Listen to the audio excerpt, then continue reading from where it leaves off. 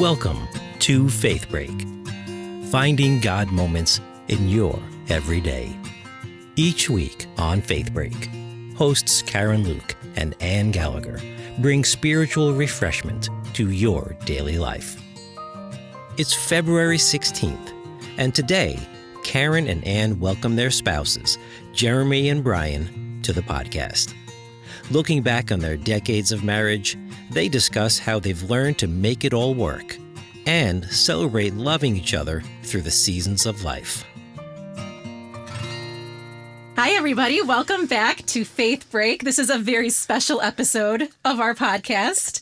I'm Ann Gallagher. And I am Karen.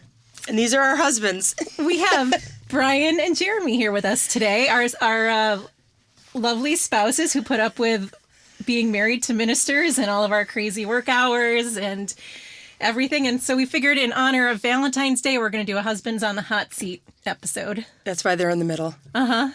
Nice. Thank you. All right. So as always, we start our episodes with a God moment. Mm-hmm. And we have told our husbands that they have to think of a God moment too. So do you think we should start first? Yeah, we probably should start so they can. What's your God moment this week? So my God moment is last week or a week ago, 2 weeks ago, we took a trip to Men and Ponds to feed the chickadees. But it was all of our families. It was us and my two best friends and their families and kids. And so it was just really nice because we don't usually get together a lot consistently. So it was nice when we do carve out that time to just hang out and have fun. And the kids range from, Addie, 3 years? 3 or 4.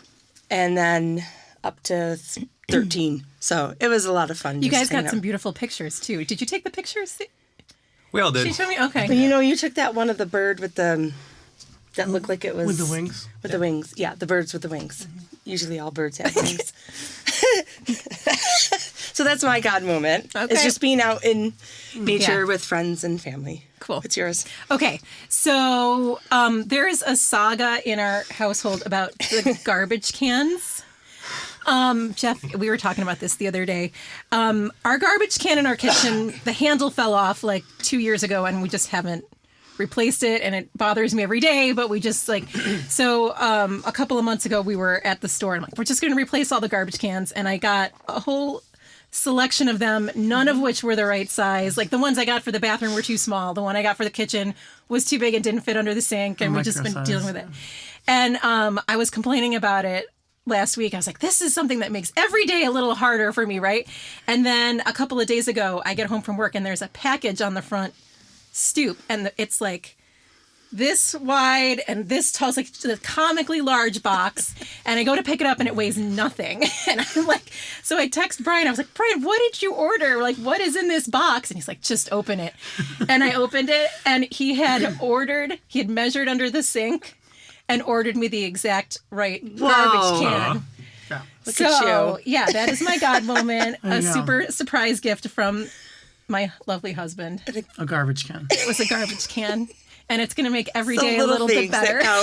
It's the little things. That's awesome. All right, you go next.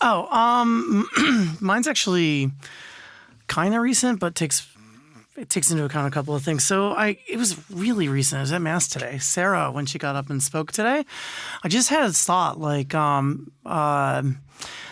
here is a teen that is like using that like teenager risky, like don't care about a lot of things behavior to get up and like share things to the congregation and to also share things to like, she helps with confirmation. She's like using that, like putting herself forward. And I'm like, that's a lot for someone her age. And she's really good at it. So I took a minute or two to like, just have a quick chat with her and tell her so.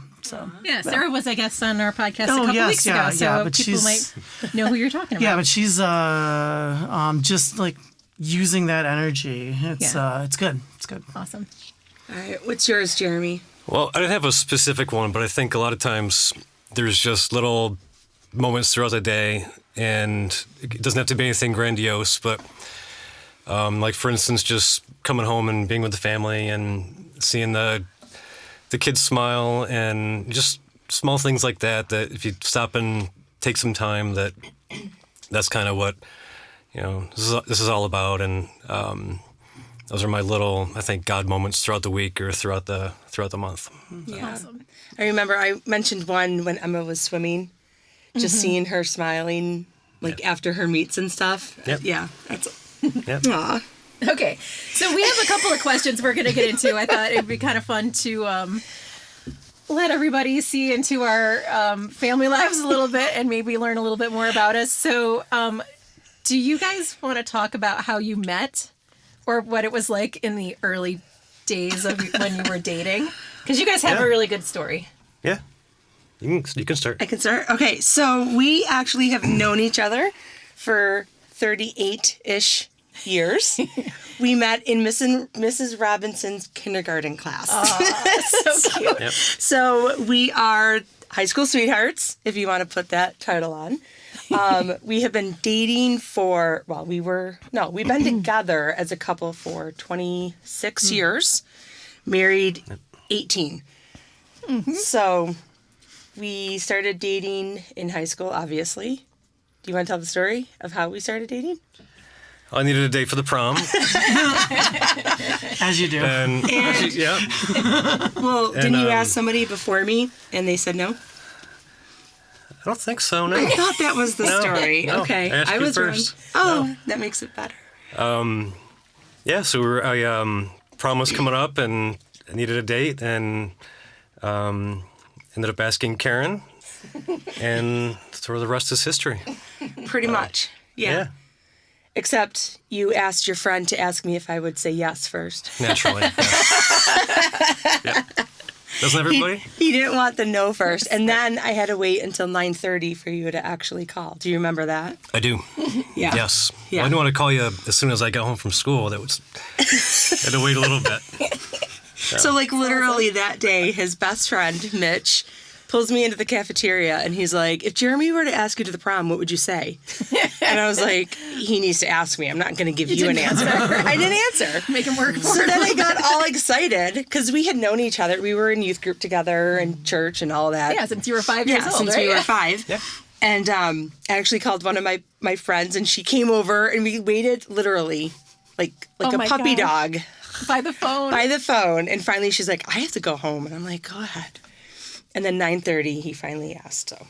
So I don't think my parents had caller ID, so we never knew who was calling. So, but I kind of figured it probably was because no one usually So called. you answered. So I answered. I was like, give me that. So yeah, that's our story. Nice. So about we you guys? didn't meet until I was at we met as adults. Yeah. And so depending on who we tell the story to, we either tell people that we met at a Catholic young adult event or that we met in a bar. And both are Because true. both are true.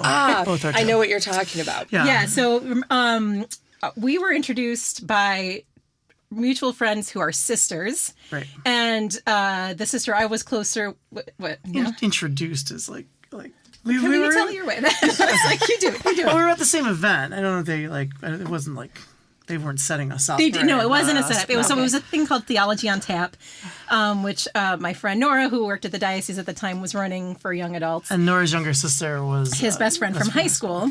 Oh. And Nora was afraid nobody was going to show up, so she called her sister and was like, call all your friends, Right. get them to come. So tell them about what got So you there, though, because you guys weren't no, I was Catholic. Well, you were Catholic, but yeah. But Monica called me and said Nora needs people to come because it's her first time and she's, like she said, afraid no one was going to show up. So me and my motley crew of roommates show up. And none of whom were churchgoers. or Catholic even. Right. I think, yeah. But they're all great. They're all, yeah. people. Yeah, they're all good people. We were, yeah. I think, yeah.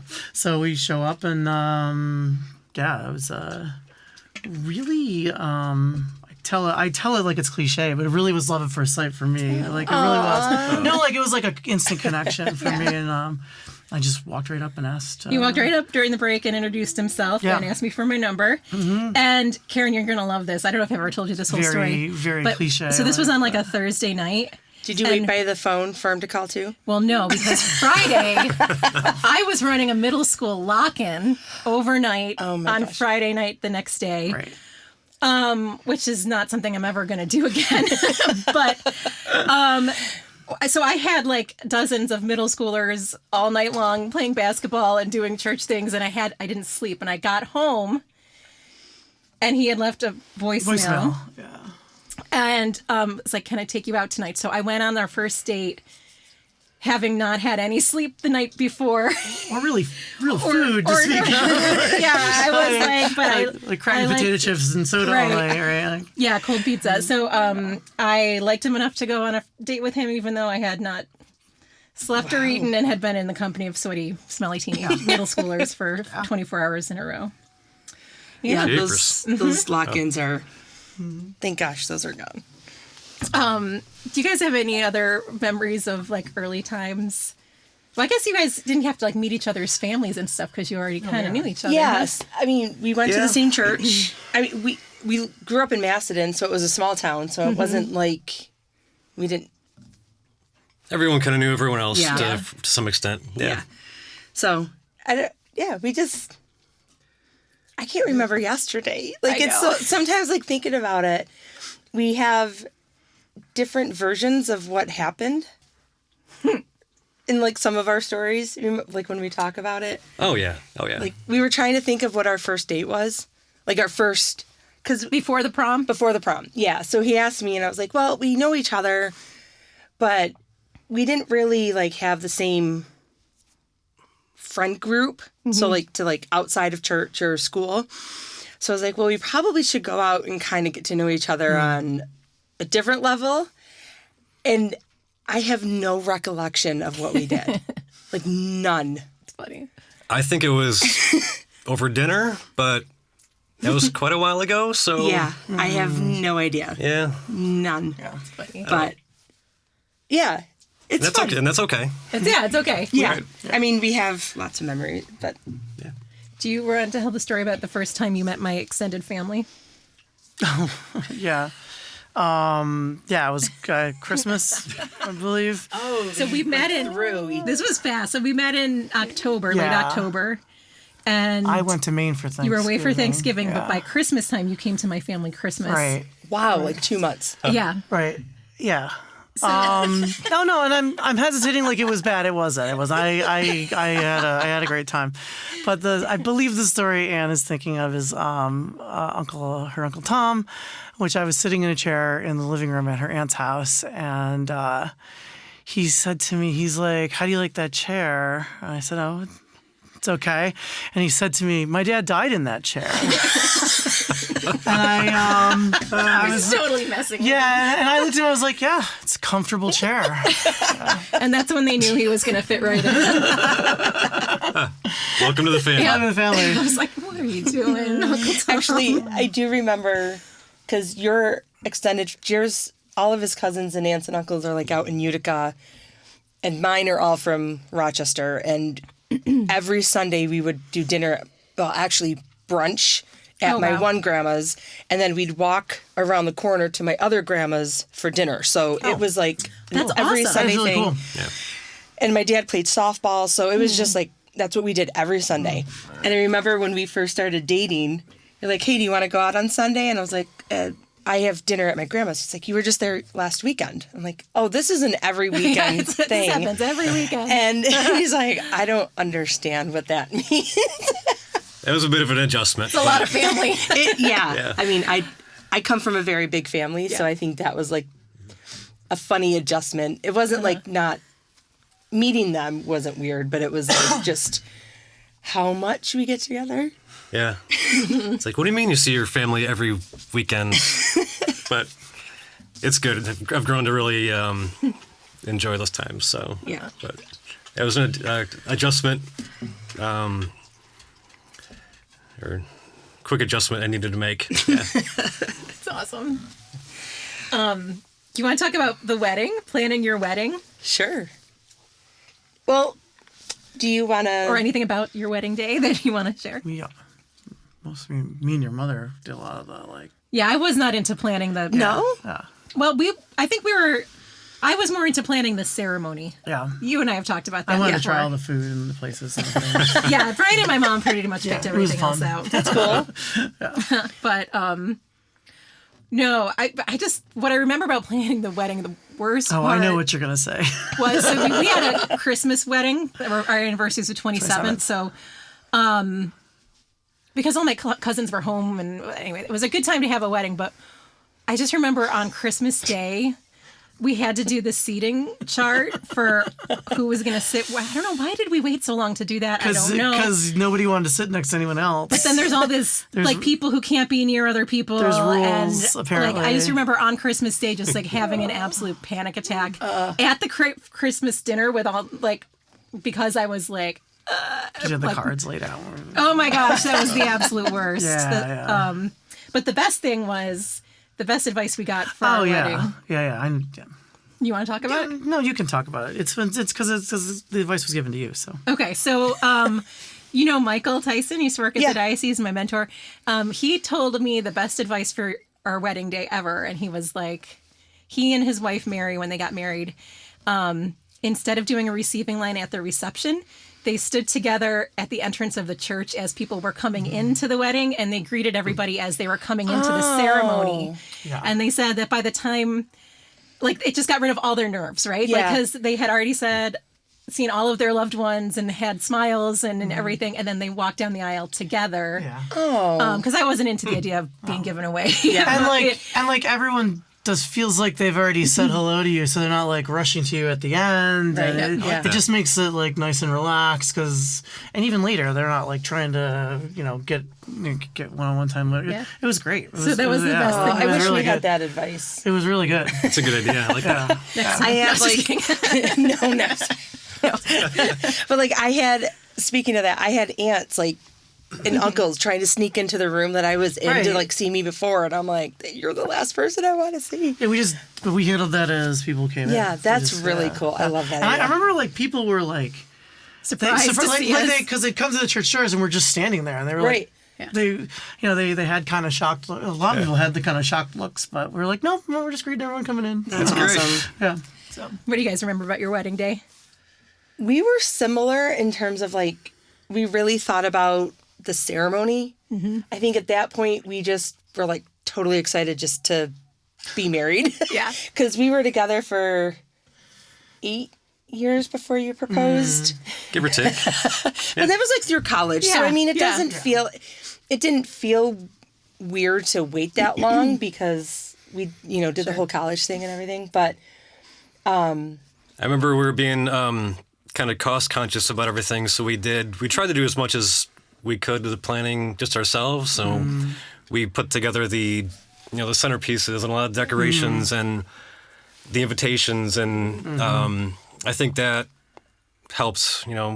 One, bring us closer prior to the weddings. We were doing a lot of things together and kind of taking ownership of all the stuff we needed to take care of. So that was a good, looking back, that was a good experience. yeah. And we had we got married over Thanksgiving weekend. So we did similarly, family was in town and everything. So we actually hosted, do you remember? We hosted Thanksgiving at the apartment Jeremy was living at. Oh my gosh. Before I moved in. Wow. With his family. And so On your wedding weekend?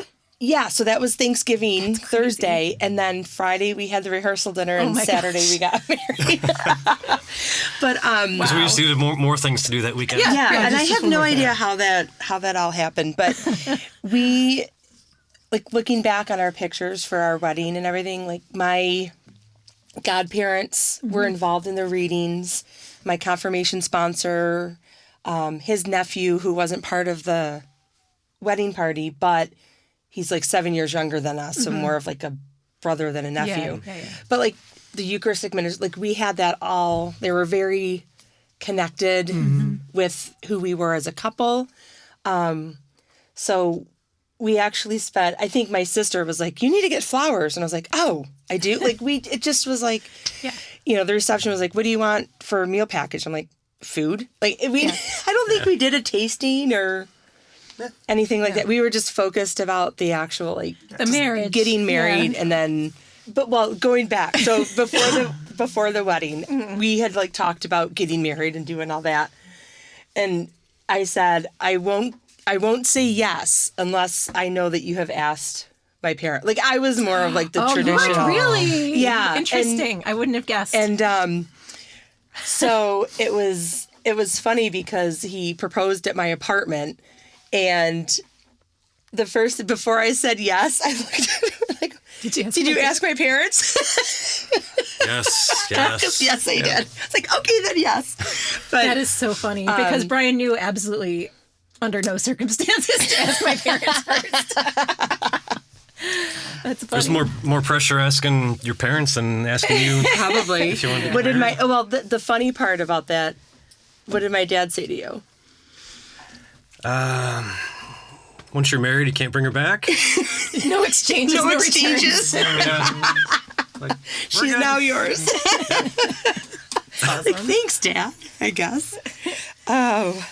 Well, Okay. How about advice for marriage advice? Oh my Do you want gosh. to talk about anything you guys have learned over the years about how to make this whole thing work? You mean us? Or Yeah, we're gonna put the husbands on the oh, spot, jeez. yeah. or whatever. We'll let them go first. Let's go first. We usually talk. I don't know. You just gotta like make sure you're like in for the whole package. Like you talk about like, I don't know. You talk about like a lot of times talk about how like, oh, you're always supporting my. I was like, well, that was part of the deal when we got married. Like, it was always going to be helping with service and helping with all that stuff, and that was actually kind of central theme in some of our wedding readings too. So, so just make sure you like know what you're getting into, really. And be able to roll with it. That's fair. Know what you're getting into. No. I mean, in all seriousness, I think some of the best advice for marriage is to know that it is not static. Like There's seasons. yeah, like you're not gonna like be the same people in 20 years that you were, when you first got married. So like, the wedding is for you and the family, and the marriage is for is for the couple. And the marriage takes till the end to really develop, and it continues to develop, and it's not going to be the same every year, and there's going to be like you said, seasons, there's going to be ups and downs, and you just got to roll with it. You just got to just got to be ready for it. And I know that the first couple of years, that like integration season is really tough. No, it is. It's tough. Oh, yeah. Nobody talks about Nobody it. talks about it. People think, oh, we're married. Let's move in together, and everything's gonna be great. And you dump all your stuff together, and you're like, whoa. Okay, like, that was for me. He yeah. moved all his stuff in a giant pile into my tiny little apartment. Yeah. And I almost moved back. Yeah, into my mom's house. but that's the thing. No one said that. No one told us that was going to happen, right? Like no one told that was going to happen. Yeah. Yep. And so like you had to roll with it. You had to learn to integrate your lives, your emotions, your physical stuff, and then now it's just like 20 years later, it's like. It's like, you kind of grow together, and this is just, I definitely think the first year of marriage and the first year of parenthood were the toughest. Yeah, because of, major changes. Yeah. And you have to change, especially when like our firstborn was the one who didn't sleep ever. The perfect baby as long as someone was holding him. Yeah. And it was rough. It was rough. We had to really learn how to be there for each other in a different way. Yeah. And you do. Right. Yeah, you do. And I think approaching marriage sacramentally really helps, of course it helps, but it's it's just us, and we have to work through everything. So yeah. How about you, Jer? I think one of the bigger things is just being a good listener and being, there for your spouse and being open, and that goes a long way. Like case in point today, when you asked to come on this podcast, Were you voluntold? No, not really. No, that's like Ryan Brian gets voluntold all the time. Yes. He's remarkably cheerful about it. I actually don't mind being voluntold, but I do jokingly say that word a lot, so it's fine. But initially, I was a little hesitant because it's not the first thing I would do on my own. Me too. But, I just listened and was open, and here we are. So that's just a little that give and take, that a little bit every day that makes things go smoothly. So Yeah, I think that was you guys were talking about your firstborn and the communication and all that. And Jeremy loves his sleep. And that was a point of contention for us because I was like, all right, I'm going to put the bassinet on your side of the bed. Because in my mind, we were in this together. Right. And I ended up I think it was I gave it 3 days, maybe. And I ended up having to get up out of bed and walk around, grab Emma and bring her back. And I was like, all right, never mind. But those early days are so hard. It was hard. It was. But interesting, I just got done with 2 baptism prep couples yes, this morning. They were so cute. They were so cute. And the one thing that I talked to them about, we were talking about marriage and everything, but the one thing I make sure I tell them is, and I think we've done really good with this, is that you're a couple before your parents. And so, how to be a good spouse, I think, is really taking that time to prioritize your relationship. Oh, for sure. Yeah. Over, yes, we love our children, but they wouldn't be here without us. And I'm going to shout out to Leslie Barkin because once we had Emma, she was the one that mentioned that to us. Okay. And we're fortunate that we have both sets of parents right around the corner that we can be like, hey, we want to go to Goodwill or Lowe's by ourselves. So exciting. I know. Yeah, We got so excited to do that. But I think to acknowledge that making sure that you take time for yourselves as a couple once you get into having the kids is really important because then the kids see the solid foundation and that. Yeah, we used to hold a date night. Thursday nights my mom would always come. Yeah, it was good to hold that kind of sacred, honestly. It was like... Isn't it great now that the kids can stay home by themselves? Right. So you're just order them a pizza. Get out of here. Yeah. I was remembering a homily that Deacon Eric gave Deacon Eric gave that really It's spread out to some of my friends now as I've told the story. Yeah, he is very open. He and Marlene are very open about the fact that they had a rough patch in their marriage and really had to do some work to kind of pull things together. And since then, he has taken it upon himself to make sure that Marlene always has one fresh rose on her bedside table. And it was like a metaphor almost for him to say, it's my job and my responsibility to take care of her. And I'm going to make sure this one little thing is always there. And it's just kind of it changes your whole perspective, right? Yeah. That was the homily where he talks about your relationship being like a bank. You have to make deposits. It's a strange metaphor, but it works. Make frequent and regular deposits into not the just withdrawals. Not just withdrawals. Because that was one of the most practical things I ever heard in church. And it really impacted, I think, how we because you gotta saw our marriage after that. Exactly. You gotta care for each other. You gotta make sure you do it. I think that's the biggest point, right? Yeah, because people think marriages just happen, right? They just but they don't. Marriages, you work at it, and you work and it's effort. It's work and it's effort. Because if it's not, then you don't really have a marriage. You just have people who live together, and so. Yeah, it's not complicated, but it takes daily attention, right? Yes. Yeah. Do you guys want to say anything about what it's like to be married to a minister? Oh, you mean to be a ministry widow? Is that it? We thought we'd just give you guys a chance to complain if you wanted to. No, it's not really. I have a friend at work who's since retired, but her husband's a rabbi, so we swap ministry widow stories often. So many nights and weekends. But it's like I had said before. It's that is what supports your whole ministry. So it's like, I'm not a kind of babysitter. Like, it's like. Well, that's been, I think, a benefit is that, Yeah. you were always like a super hands-on dad, even when the kids were tiny, Right, because right. I was away Right. several nights a week the whole time. And before they were born. You probably do, right? You're Right. like, And, always had your and kids. before they were born, I would like volunteer at youth group or whatever. So I was already kind of doing some of that stuff with you. So, but just a lot of nights and weekends, and a lot to schedule, and it's nice when because I teach high school, so it's nice when the Easter break is not on Holy Week.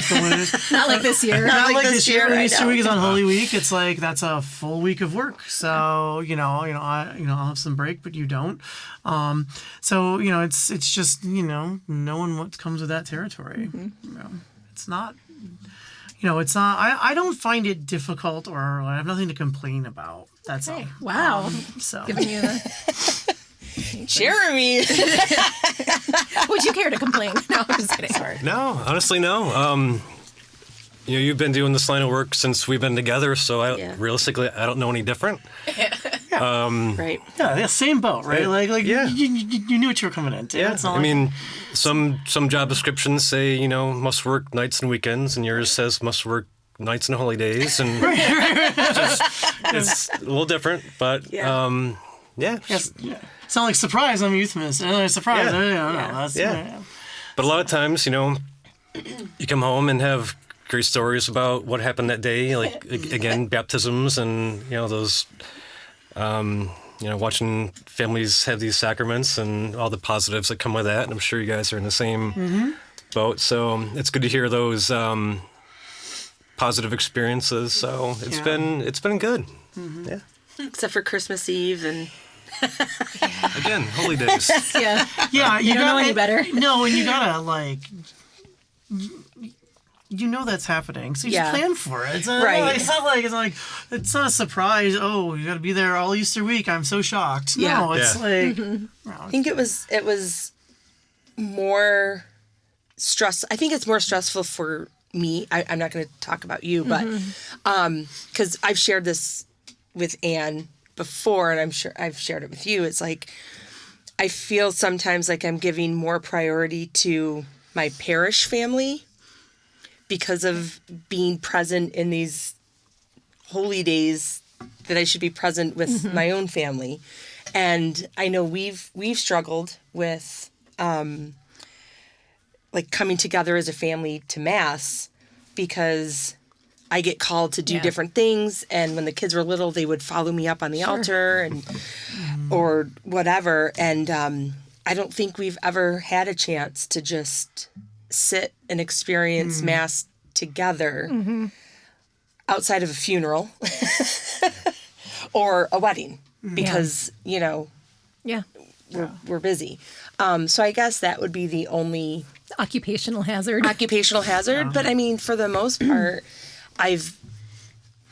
like you said, I've been doing this since before we got married. So I mean, it wasn't Yeah. anything. yeah. So, sorry. Well, no, she just reminded me of that one time we were on vacation, just the two of us, and we went to that tiny little church up on. This was before kids. Before kids, up on Niagara on the Lake, and it was. We walked in, we just sat down. It was nice to be like anonymous. I was like, we're going to church. Just church. That's it. Right. Yeah. No other Just Mass. responsibilities. No one knows us, and we're just gonna sit here and have Mass, and like no one's gonna say like, "Hey, I have that form for you after." Do you have that? Right. Like it's like that, that whole thing. That's not bad that happens. I'm just saying it's interesting when it doesn't. Yeah. Because you can sit there and just be present. Yeah. So rare. Yeah, it's rare. Like, you're on vacation, you're like, oh, okay, let's pop in for, I just remember that was the catechism guy. Oh yeah, Yes, that particular time I made an announcement at the end of Yeah. Mass, and we're like, the youth group will be reading the catechism on Tuesday night, and I was just like, Yeah, and he was like, but the funny part for me is he was you like, don't need to worry about that. no, he was like, but the funny part was in the same breath, he's like, there will be pizza served as well. And I was like, yep, it's youth group. I was like, it was just funny. Cringe. Okay. So we're like decades into our marriages basically now, right? So is there anything what's different than how you expected it to be? Well, no. We didn't talk about these answers before, so this is very eye-opening for me, what your answers are. I mean, personally, I don't know if I knew exactly what to expect or what things might look like 20 years down the road. I think I try to just approach things day by day and, for better or worse. Yeah. And, yeah. You emphasize, no, I'm joking. Yeah, I mean, I think one thing that's different now than when we first got together is just the time commitment, and especially having kids and the, lack of time in the day to, maybe do things for yourself. But other things, I think, they change so slowly over the course of your marriage. You just you don't realize what it was like. You look back 10 years ago and it's like, oh, wow, we used to do this and this is how our life was. And you almost don't realize over the course of your marriage what the changes that do occur. Yeah, well, kids change everything. Yeah. I mean, That's a sudden change, yes. Yeah, they just change everything. I mean, not to go off on a tangent, but I just remember, bringing our first child home. And, we brought him home. And I set him down in the car seat, and he was swaddled in the car seat wrong. And I'm like, they just let me leave the hospital. We had him swaddled in a blanket, and then we put him in the car seat. Because no one told us not his to. arms and legs through all the safety things. No one told us that wasn't the thing, Yeah. right? So, but It's crazy. They just we let did the anybody same take They it. just let anyone take it. But, I mean... We said the same thing. yeah, oh, okay, good. We're like, they're not going to come and check on us No, right, tomorrow. right, Make right. sure the house is... Safe? Yeah. No, you're working without a net. Anything? I think what surprised me is that it really has gotten better every decade. I remember on our 10th That's anniversary. surprising. Yeah. They tell you they lead you to believe the honeymoon period is the best period. Oh, no. And I don't Yeah. think that's true at all. I think it's I mean, gotten it better. was fun, but I mean, it's not. That's just So, because remember on our 10th anniversary, we looked at each other and we were like, "Oh my God, we made it!" We were like, "Oh, we did it! 10 years in, we made it!" And oh, geez, no. but at that point, we had little ones. Little We just ones, basically we high-fived each other and we plowed into the second Yeah. decade of the marriage, Yeah. and you just and then when we hit 20, which was just last year. Yeah. I asked if you wanted to go back to the same cottage where our honeymoon was, and you said that crappy cottage. No, we're not going to. That's a whole other story. But I was like, I don't know. It just seems we're so much stronger at 20 than we were at 10. Yeah. And I think now that our kids are getting older, I'm looking forward to the next 10 because I think we're on the cusp of getting to a point where we can focus more on each other. I'm not hurrying my kids out of the house. No. or anything. But we definitely talk about seasons of marriage. Right. We have this discussion, and I think just because of who we are reflective. So we talk about it. Remember how it was like this, and now we talk about how we've grown. Grown through those seasons, and and I think. Like we had said, 20 years in, I'm glad things are different. If they were the same, if you stagnate, oof, Yeah. That's not good. Right. So, I'm, Yeah, it's different chapters as you go along, and that's natural, and that means you're growing, and that's creates good experiences along the way. Yeah. Yeah. It's fun looking back at it. We get laughing because we'll share, and we laugh all the time, which is great. I think humor and laughter is if you can't laugh at yourselves, what's the point? but now like our kids are getting older, they want to know Oh yeah. what we're laughing at all the time, and I'm like, Oh, this is so I had- true. I can't tell you. Oh I my can't God. do this backstory. No, like and- this has And if happened I had when a dollar we were. for every time one of my teenagers taps their ear buttons, what do you, what'd you say? Yeah. Why are you two laughing? Yeah. I'm like, I can't tell you 30 years of a story. Right. Like, it's not going to happen. But they only do that. They never do that when you want them When to you do want it. Right. them to. Yes, that's what I was just gonna say. Oh, yeah. Like you want their attention, they totally completely ignore No, you. but it's like, what? What are you guys talking about? Nothing. We're talking about Yeah. nothing. We're laughing about nothing. And our daughter, like, she'll give this side look, Oh, yeah. and if looks could got a kill, good it was side just eye. like she's. I'm like, it's not that. It's not like something bad. my favorite like, is my favorite is when you tell them and they And just they go, don't think it's funny. And they go, oh. yeah. And they tap their earbud again, then they walk away. I'm like, I told you didn't want to know. I told you it wasn't funny for you. It's funny for us. Yeah. Oh my gosh. And it's not Sorry. even like I did not no, interrupt you. I'm sorry. no. It's totally true. It's like it's not like it's mean or bad. It's just that we have this history, and I think that that's what's fun about it, is because we've had this long history that we can just look at each other sometimes and have a whole conversation. Right. And it's so refreshing, you know. so true. and we have The conversations you have with just your eyes when Yeah. your kids are doing shenanigans around you or whatever. I mean, not for nothing, but I don't want to, like, it's a crazy world out there. Yeah. And I'm just blessed and fortunate that we met when we did, and we didn't have to deal with any of that Oh, yeah. craziness. Joe. That's the best So- thing about being married is that you're in it together. You really Yeah. are in Yeah. it together, and you're Yeah. not Yeah. Yeah. doing life on your own. And yeah, super grateful. We kind of already did tips. We jumped. Yeah, it's okay. It's okay. We were There's a list. no, we just have. I think we've talked about most of the things. It was about tips for what tips would you give to a newly Newlywed. married couple. Remember how we would joke about the day we had to move the couches? Oh, jeez. Pivot. So The Friends thing, Pivot. Did you do that? Did you ever watch that? Oh, yeah. yeah, so there was a day when our kids were, I don't know, they were like maybe Toddlers. 5 and 8 or something. No, they were older. Little than bit that. older They were than little toddlers. kids. But my Old enough to know better to not irritate us while we're moving. Two gigantic couches. Okay. we're very blessed because hardly any of the furniture in our house did we buy. Most of it we have inherited from relatives. So my aunt and uncle were downsizing, and So they've done that like 3 times, so. They had 2 couches that were on the third floor. They're in the attic, yeah. Third floor of the house they were renting. And they were sleepers, so they were heavy. And we had to they were like out of town or at work or something, and we had to get both of the couches from the 3rd floor down into my one minivan. And we had both of the kids with us. Yeah. And they Talk were about like, communication. right. And the kids found like the dog toys and they were squeaky and they were running around the house, making absolutely the most amount of noise they could. And we had to communicate, like you said, like At one point, how we were going to get. At one point, we were on the last little bit of stair, and we're holding this giant couch, and we've already gone down 2 flights of stairs, and it's heavy because it's a sleeper. And Liam ran under the couch and up the stairs, and we're like, course. "Are you kidding me right now?" Like, So we were like, at that moment, we looked at each other and we're like, this should be this is the test. marriage prep. This is the test. If you can move. Take our 2 kids. Go move a couch. We'll lend them to you. 2 couches down 3 flights of stairs. Yeah. And into the, when we had to have like the couches on top of each other so they would fit. Oh and my like, gosh.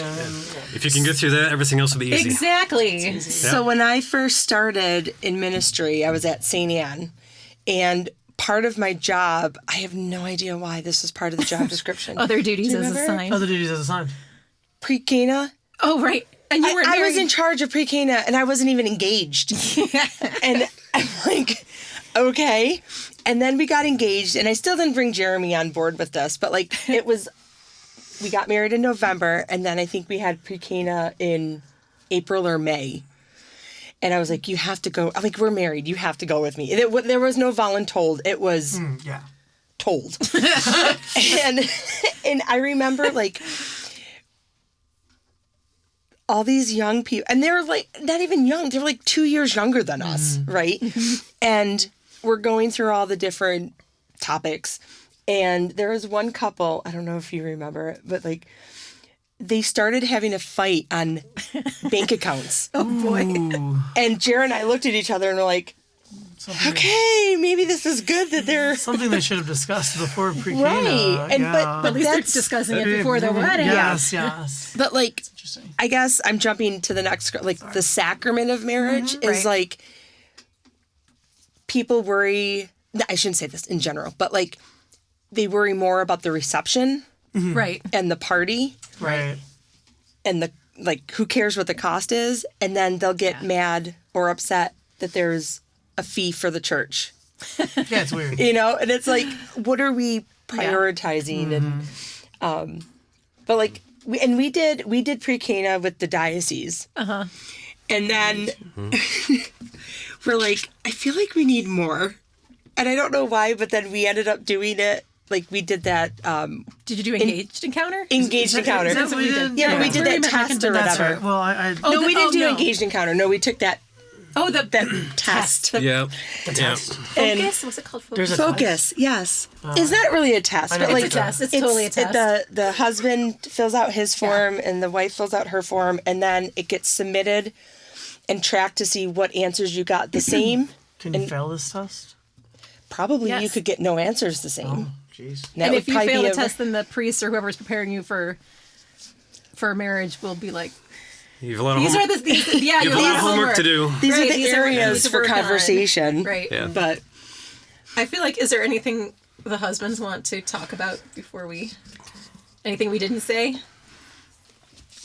I think, again, just, listening, being there for each other, that every day makes your marriage stronger. And again, lets you be a good role model for the kids and just creates a positive atmosphere. So, Yeah. I guess for me, it's like, just remember, like, you're not going to be the same. Marriage is a growth process all the way through. And if you're not growing, take a good look, because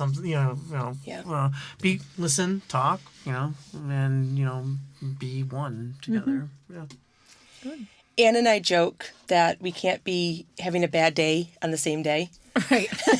Like One of us has to one be of us the has to lifeguard. be the lifeguard, and I think that's kind of what marriage is. I mean, it's gonna stink if both of us are in a rut on the same day, especially with the kids. And I think utilizing your strengths and weaknesses and being able to see that. I know my kids are probably going to be mad that I'm saying this, but like, each of us have our own kid that we deal with better.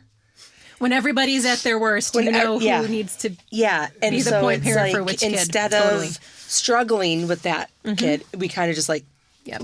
wrestling. We tap in. Yeah. We tap. I'm like, for I'm sure, done. guys. Okay. So, do we want to get into some doozies of scripture and Yeah, we usually marriage close. scripture We passages? usually close with a few scripture passages. Some of the scripture passages about marriage. I mean, Yeah. listen. I can't.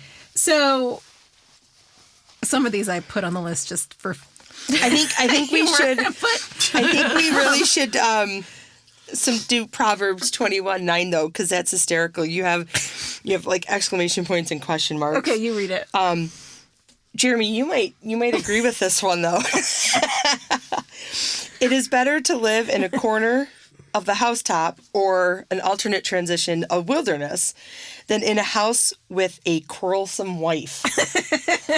Would you rather live in the wilderness than me when I'm Quarrelsome. quarrelsome?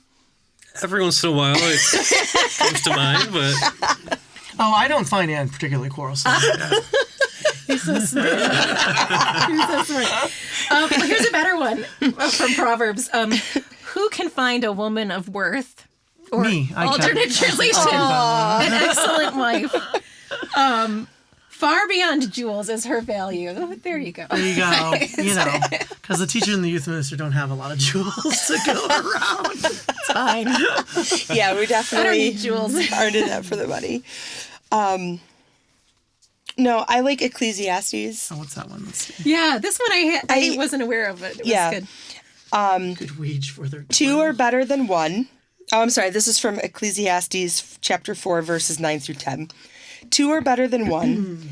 They get a good wage for their tale, If one fails, the other will help the fallen one. If one falls down, the other one's going to drag them back up again and interesting. get them back on their feet. Actually, they're going to laugh and then ask if they're okay. I wonder what preceded that. I wonder what they were talking about. I'm going to go look that up later.